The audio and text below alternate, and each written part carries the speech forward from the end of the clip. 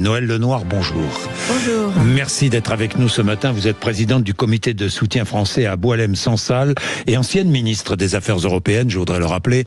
Noël Lenoir, il y a manifestation aujourd'hui de soutien à Boualem-Sansal. Jeudi, nous saurons si Boualem-Sansal est condamné à 10 ans de prison. Le parquet algérien a requis ces 10 ans de prison ferme à l'encontre de l'écrivain franco-algérien. Décision définitive jeudi. D'abord, est-ce que vous avez des nouvelles de Boualem-Sansal ?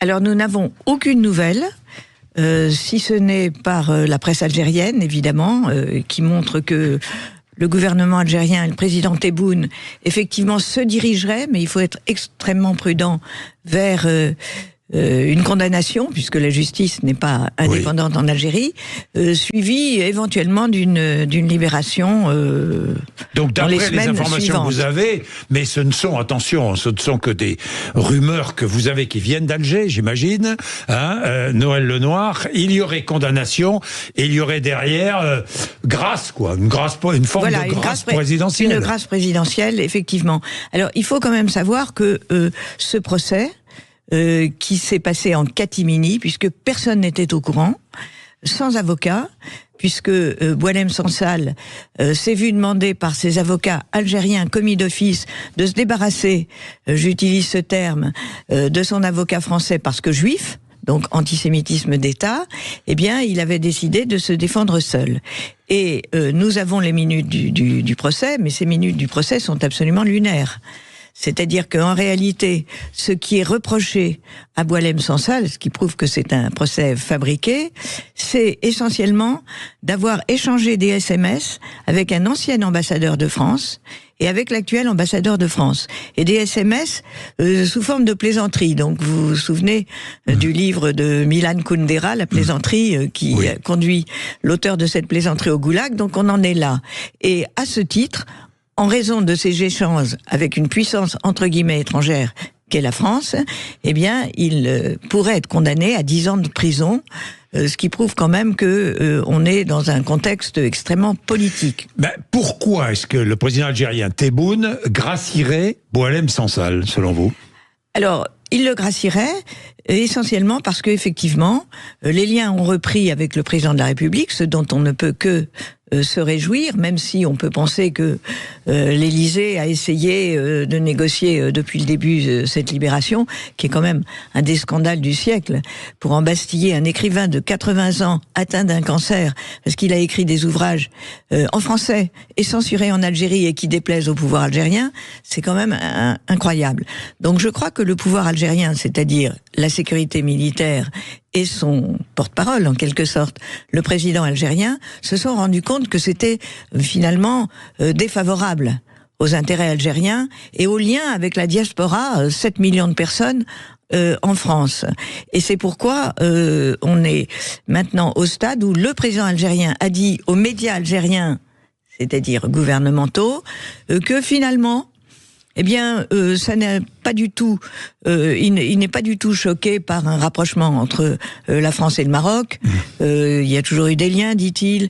Nous ne sommes pas non plus choqués parce que la politique étrangère française se réoriente vers une reconnaissance de la marocanité du Sahara occidental. Non, non, c'est plutôt le ministre de l'Intérieur qui nous gêne.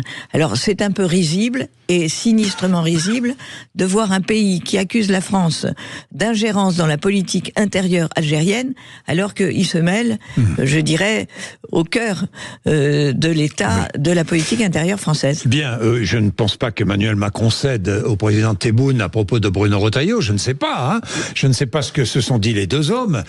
En tout cas, les relations entre la France et l'Algérie seront mauvaises pendant un moment, Noël Lenoir. Alors, l'essentiel, c'est d'obtenir la libération de Boualem-Sansal. Alors, s'il est gracié, c'est une chose, mais sera-t-il extradé ? Enfin, extradé.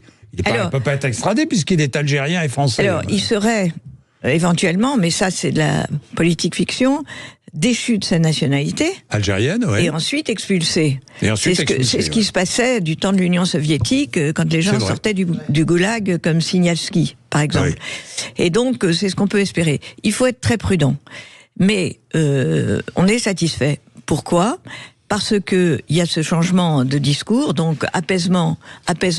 Les mots ont été prononcés de part et d'autre de la Méditerranée par le président Macron, par le président Tebboune.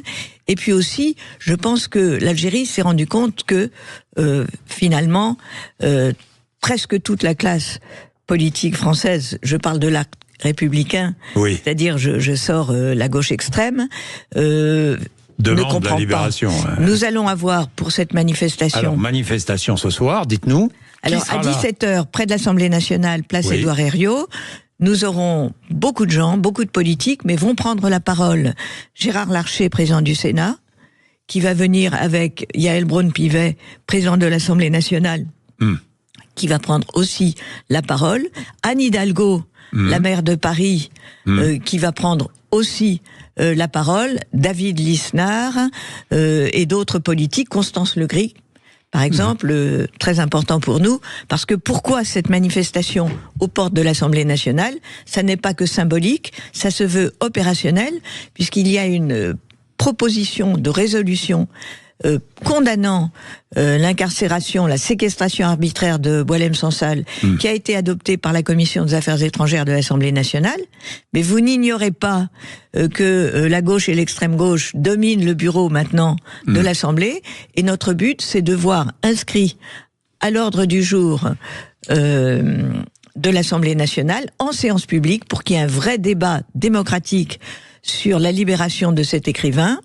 Et cette inscription en séance publique est pour l'instant bloquée par le bureau. Et la signification de notre manifestation, c'est aussi de faire débloquer cette résolution pour que la représentation nationale dans son entier ait son mot à dire sur la façon dont on traite un écrivain francophone ou franco-algérien. Eh bien, merci Noël Lenoir.